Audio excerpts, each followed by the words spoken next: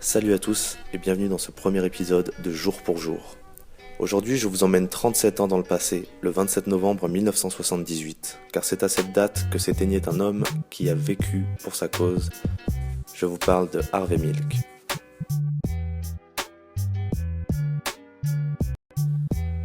En 1972, un inconnu du nom de Harvey Milk débarque à San Francisco. Suite au Summer of Love, l'un des premiers mouvements hippies qui a eu lieu en 67 dans un quartier voisin, le quartier du Castro devient le point de chute de nombreux homosexuels originaires de tous les États-Unis. À 42 ans, Milk suit ce mouvement d'exode pour fuir les discriminations qu'il a subies tant pour son homosexualité lors de son service dans la marine qu'il quitte en 55 avec le grade de lieutenant, que pour ses origines juives qui lui fermaient les portes du monde du travail lorsqu'il vivait au Texas. En 1975, Milk et son compagnon Scott Smith ouvrent une boutique d'appareils photo, le Castro Camera. Très rapidement, Milk devient le leader que la communauté gay attendait et crée l'association des commerçants du Castro, une sorte de syndicat destiné à peser lors de négociations avec la mairie. La croissance fulgurante de la popularité de Milk n'ayant d'égal que celle de son ambition et fort de son surnom de maire du Castro, il se présente par 2 fois aux élections du conseil municipal. Il échouera les 2 fois malgré un soutien de plus en plus large de la communauté gay, les candidats étant élus par un vote au niveau municipal. L'année 1977 change la donne de manière déterminante pour Harvey Milk puisque les candidats sont désormais élus par district. Il est facilement élu représentant du district central de San Francisco, au sein duquel se trouve notamment le quartier du Castro. Cette élection est sans précédent dans l'histoire américaine puisqu'il devient la première personne ouvertement homosexuelle à être élue dans une grande ville. À l'échelle nationale, la question des homosexuels est très sensible. C'est cette même année 1977 que la chanteuse Anita Bryant crée l'organisation Save Our Children, ouvertement homophobe. Milk s'oppose aussi farouchement tout au long de son mandat à l'initiative Briggs, du nom du sénateur conservateur John Briggs, visant à interdire l'accès à certains emplois aux homosexuels, notamment ceux de l'enseignement.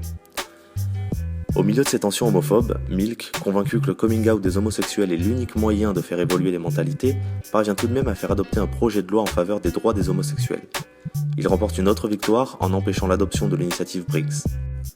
L'échec de ce projet de loi est aussi dû au rejet de ce dernier par un certain nombre de républicains, parmi lesquels Ronald Reagan. Outre son engagement sur des sujets aussi sensibles, Milk crée aussi un symbole fort de la communauté LGBT qui persiste encore aujourd'hui. Le signe distinctif des homosexuels étant encore le triangle rose utilisé par les nazis durant les persécutions, Harvey Milk demanda à l'artiste Gilbert Baker de créer un symbole plus positif. Celui-ci crée alors le désormais célèbre drapeau arc-en-ciel. Le rouge étant pour la vie, le orange pour la guérison, le jaune pour le soleil, le vert pour la nature, l'indigo pour l'harmonie et le violet pour l'esprit.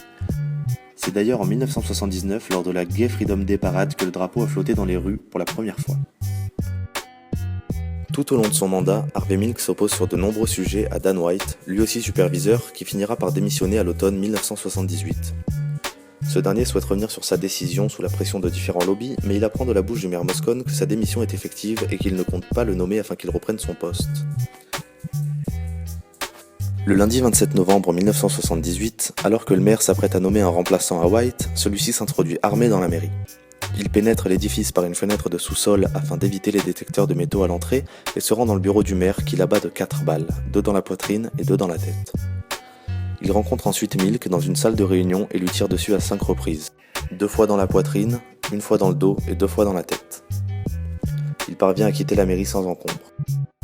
Lors de son procès, il sera condamné à 7 ans et 8 mois de prison au motif d'homicide involontaire et non de meurtre au premier degré, provoquant la colère de la communauté gay. Le jour de la mort de Milk, des milliers d'habitants de San Francisco défilent en ville, notamment dans le quartier du Castro et devant la mairie. Ce jour-là, Harvey Milk devient un martyr de la communauté gay.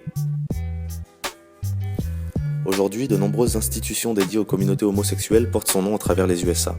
Il est devenu une véritable icône et sa vie et son histoire ont été adaptées plusieurs fois, notamment dans le film Harvey Milk de Gus Van Sant avec un excellent Sean Penn qui a obtenu l'Oscar du meilleur acteur pour sa prestation. Harvey Milk a ceci de particulier qu'il continue aujourd'hui à marquer l'histoire. En 2009, le président Obama lui remet la médaille de la liberté à titre posthume. Et en 2014, il est élu pour qu'un timbre-poste à son effigie soit édité. Aujourd'hui, la fondation Harvey Milk lutte pour l'égalité des personnes, sans distinction d'orientation sexuelle, aux États-Unis et dans le monde entier. Chaque année, la fondation organise les célébrations du Harvey Milk Day à la date de son anniversaire, le 22 mai. Enfin, Milk, conscient de l'éventualité d'un assassinat compte tenu de son statut, enregistra des cassettes audio sur lesquelles il prononça notamment cette phrase. Si une balle devait traverser mon cerveau, laissez-la briser aussi toutes les portes de placard.